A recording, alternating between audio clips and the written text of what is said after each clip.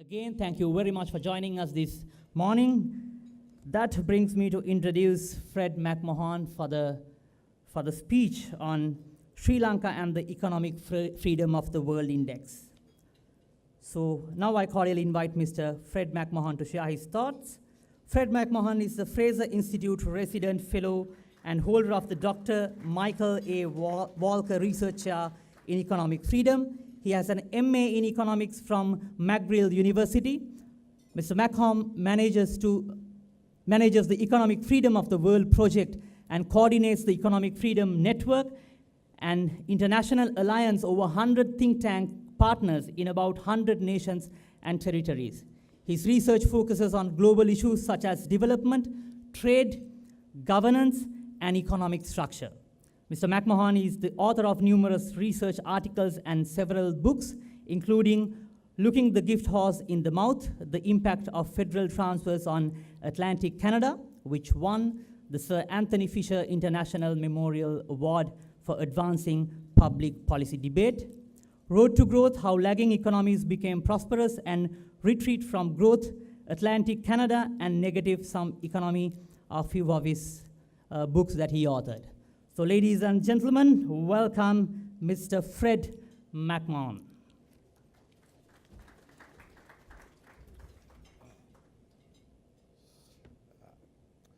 Thank you so much, Dana. And I can't tell you the privilege and the honor it is to be here and to be hosted by a group like Advocata. One of the great hopes for the future of Sri Lanka is the hard work and deep thought and research that groups like Advocata put into advancing the future of Sri Lanka to create a more prosperous, peaceful future. And also, I am so deeply impressed by the number of people who have come here today very early in the morning, fighting traffic. I'm not sure how many Canadians would make a similar sacrifice to come to a meeting on economic policy, so I applaud you. Now, let's see.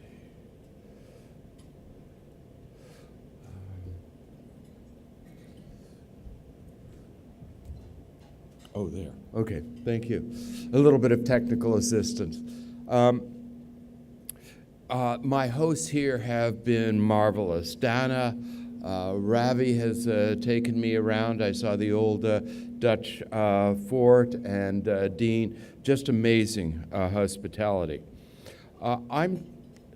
Today my task is to talk to you about economic freedom. And let me first say what economic freedom is. Economic freedom is fundamentally the ability of individuals and families to make their own economic decisions, free of interference from an overly large government, free of interference from greedy crony capitalists. More technically, individuals have economic freedom when the property they acquire without the use of force, fraud, or theft is protected from physical invasions by others, and they are free to use, exchange, or give their property so long as their actions do not violate the identical rights of others. We use 42 separate variables to provide a full overall description of an economy, and we look at it in 5 areas. Size of government. If government taxes away too much of your property, it reduces economic freedom. If government spends too much, regardless of where the funds come from, it reduces the space for free exchange. Private property and the rule of law. This is the essential infrastructure of economic freedom. Without the protection of private property, under an impartial rule of law, the rich and the powerful, the crony capitalists, the political interests can use their power to suppress the rights and freedom of others, so that economic freedom does not reach out to the full society. Without the rule of law, economic freedom is impossible.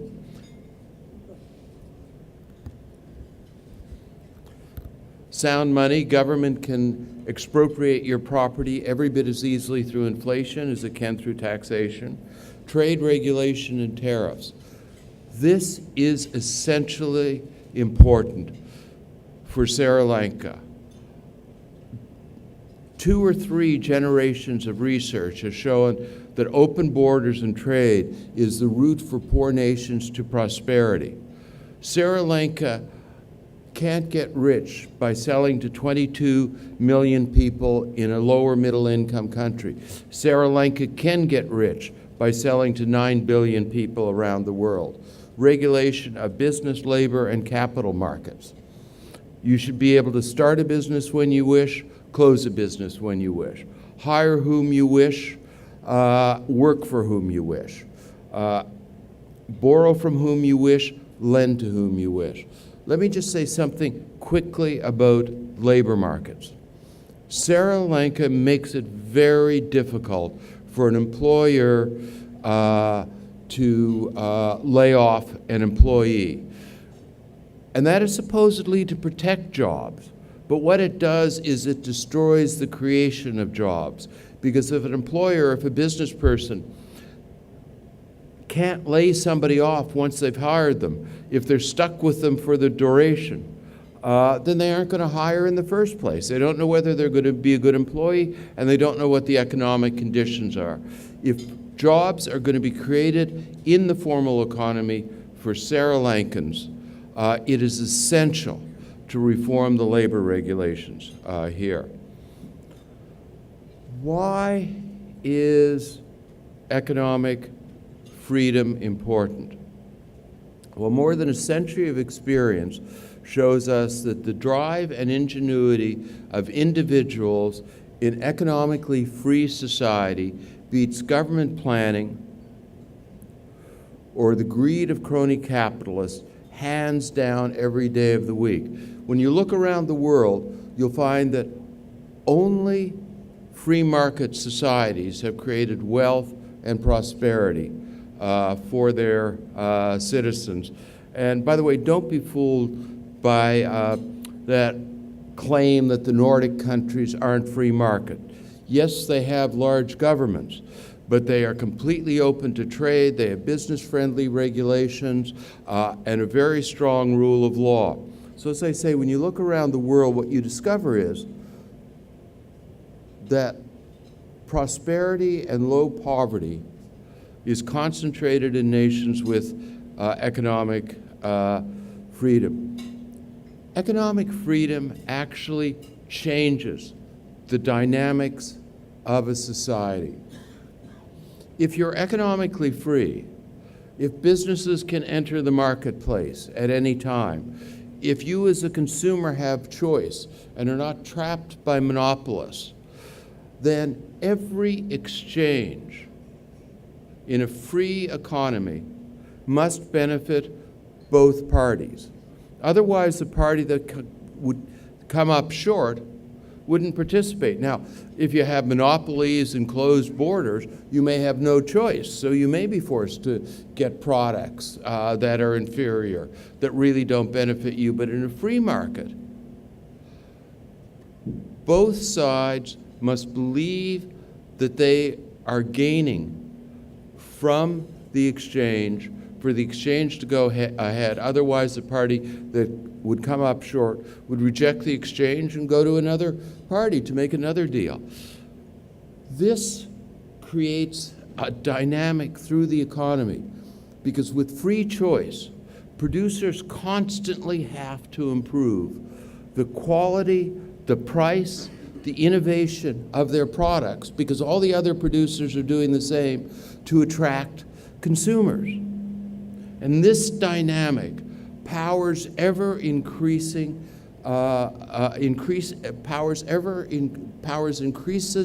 in productivity and quality and price.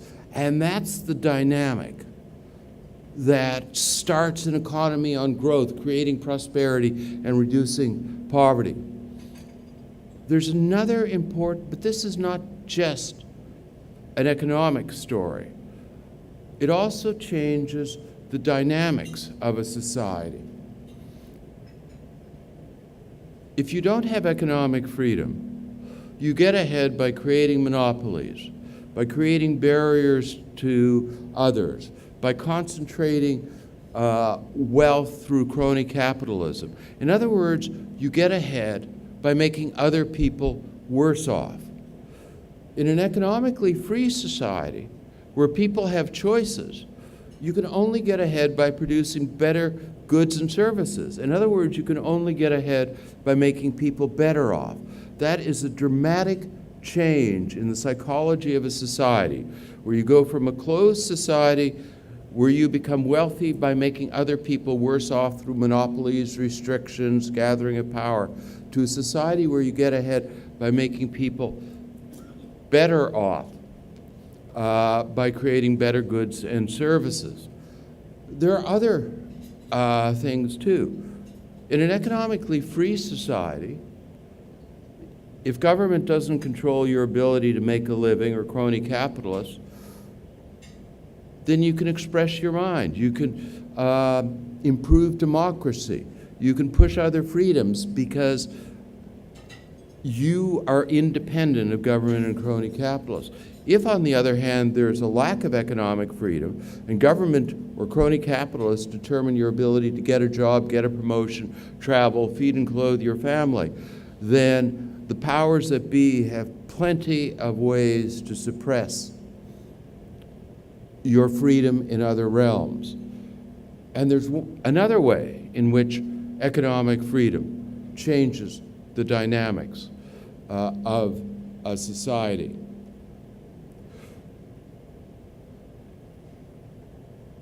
If power and economic strength in a society is divvied up by government, by who wins the election, by who has power, then taking power becomes everything.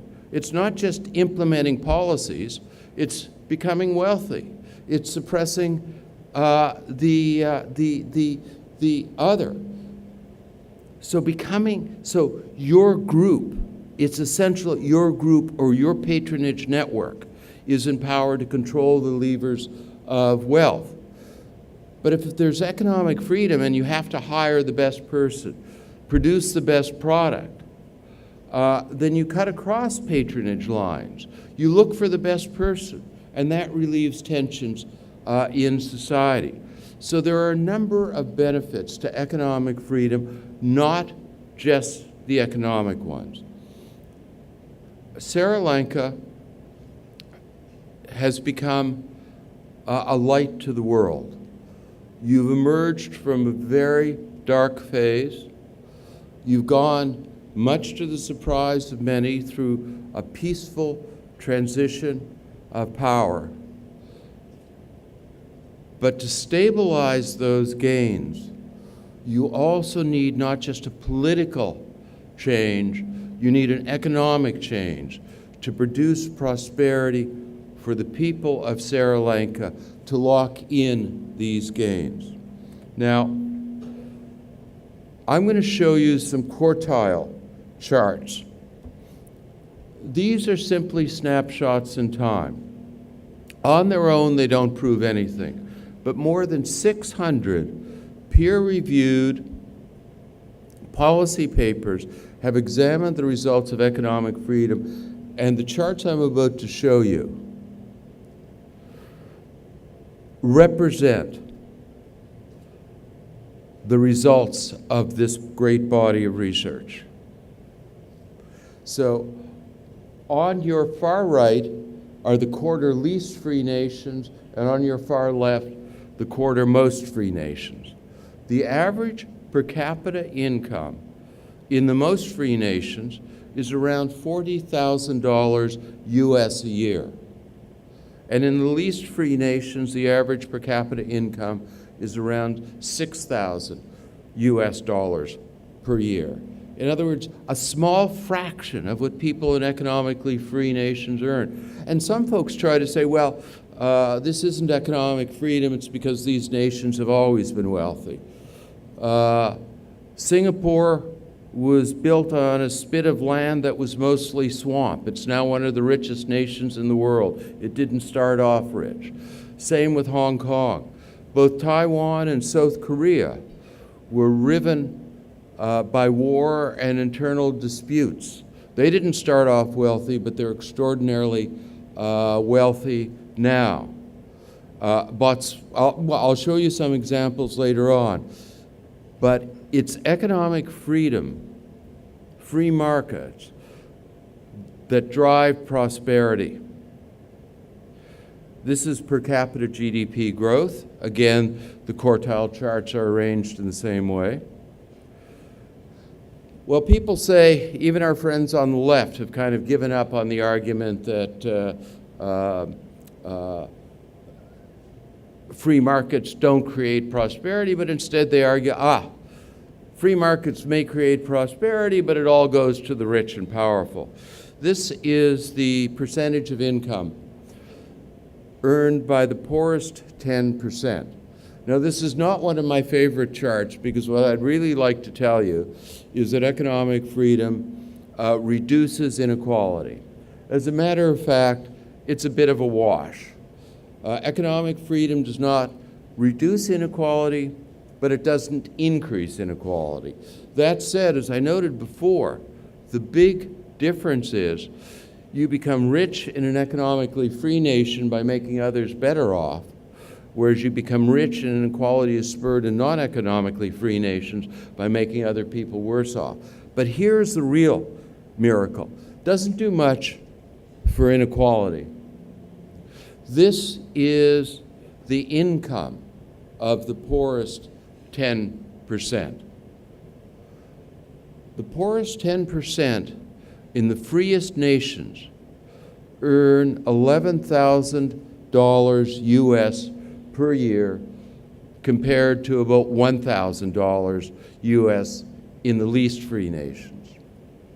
This is because economic freedom produces such growth and prosperity that even the same percentage of national income produces much, much more income. Imagine if people in Sri Lanka, on average, were earning as much as the poorest 10% in the most free nations.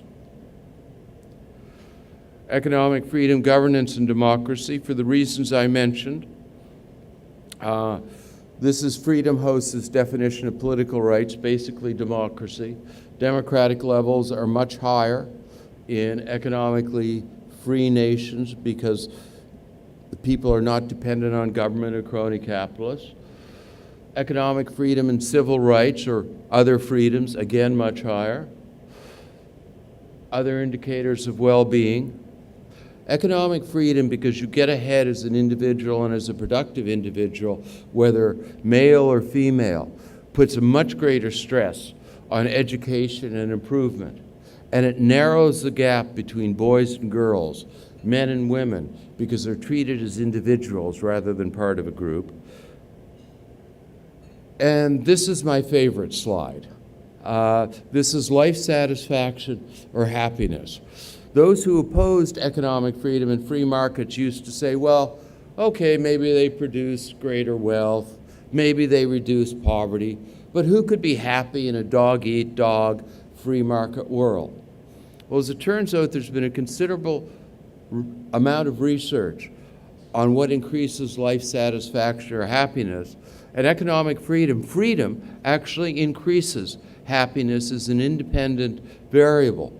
People like to be in charge of their own lives, not to have other people in charge. I'm going to run through some long-term successes. Now, Chile moved to a free market economy. None of us could approve how it was done, but all the governments since Pinochet have maintained in place the same policies that have dramatically benefited the people of Chile. So this is the average economic freedom level in South America. This is what happened in Chile. It took off and for a long time was one of the 10 economically freest nations on the planet. So what did that mean in per capita GDP growth? Well, there's Latin America kind of chugging along, and there's Chile. It takes off like a rocket ship. Wouldn't you like to see that sort of growth for Sri Lanka? Asia. Southeast Asia kind of looks like the average for Latin America. Korea reached a pretty high level of economic freedom, but it was Singapore that went right to the top.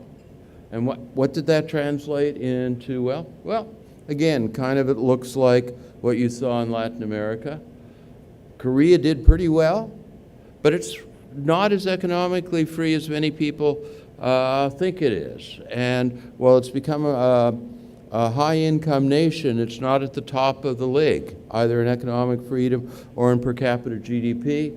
And now look what happened to a former swamp, Singapore. Sub-Saharan Africa, Botswana reached a very high level of economic freedom, unlike most of the rest of Sub-Saharan Africa. And Sub-Saharan Africa, you don't even see much growth on average. Botswana used to be one of the poorest nations in Sub-Saharan Africa, and look what happened. When they implemented freer market reforms, and most importantly established a non-corrupt rule of law, they too took off like a rocket ship. Now, Botswana has lots of natural resources in the way of diamonds, but most African nations are rich in resources, and only Botswana has turned it into real benefits for the people. So how does Sri Lanka do? Well, we've seen Singapore before, South Korea before, there's Malaysia, and there's India and Sri Lanka basically at the bottom of the class. How does that translate into per capita GDP? Well, we've seen Singapore before, we've seen South Korea before. Malaysia, which is under South Korea in economic freedom, comes in there. And this, unfortunately, is what has happened to India and Sri Lanka. Very weak growth, lack of economic freedom, lack of dynamism in the economy. This is Sri Lanka's rankings. Out of 159 nations, 94th overall. The legal system compared to the other scores might look rather good, you're 73rd, but the legal system is so fundamentally important for a well-functioning economy and for economic freedom. That is a huge problem. Sound money. Trade is a disaster. How can a nation the size of Sri Lanka think that it's going to get prosperous and produce a better life for its citizens if it's only buying and selling from Sri Lankans? And if people are setting up monopolies that not only limit the market the Sri Lankans can reach, but dramatically increase the cost of goods in Sri Lanka. For a nation of this income level, Sri Lanka has a surprisingly high cost of living. Why is food more expensive in Sri Lanka than in India? You should be able to buy and sell from the world. Overall regulation, credit regulation, labor regulation, business regulation. I'm going to very quickly take a look at trade and openness. Sri Lanka did move up in freedom to trade, but now it's gone into reverse. This is extraordinarily dangerous for the future of Sri Lanka. And what happened when Sri Lanka did open? The policy of openness started in 1977. There was some inertia. It took a while to put everything into place. But you can see a dramatic increase in exports. Those people who tell you that Sri Lankans cannot sell to the world, cannot compete with the world, are flying in the face of the fact that Sri Lankans can. And when the borders were open, and they need to be open a lot more, exports to the world took off. One last example. In the 1980s, mid-1980s, New Zealand had a Labour government that decided to very much push the idea of economic freedom. New Zealand's agricultural sector was protected, had subsidies, wasn't a great exporter to the rest of the world. And you'll hear, just like they said in New Zealand, in New Zealand they said, no, we need our subsidies, we need our trade barriers. You open the borders to the world and the New Zealand agricultural sector will disappear.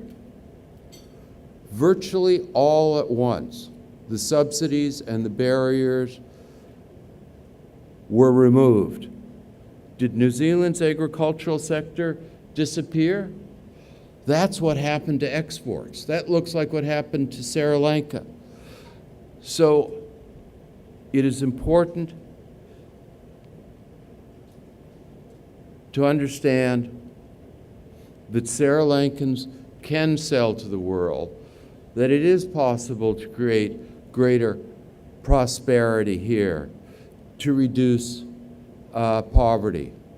But openness, free markets, and economic freedom are the engine of growth to do that. Thank you so much.